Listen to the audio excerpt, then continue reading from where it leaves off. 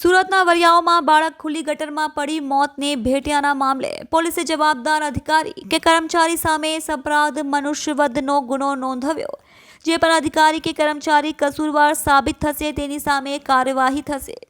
સુરત મનપાની ગંભીર બેદરકારીના કારણે ગટરના ખુલ્લા ઢાંકણમાંથી નીચે પડેલા 2 વર્ષના માસૂમ બાળકે જીવ ગુમાવવો પડ્યો હતો.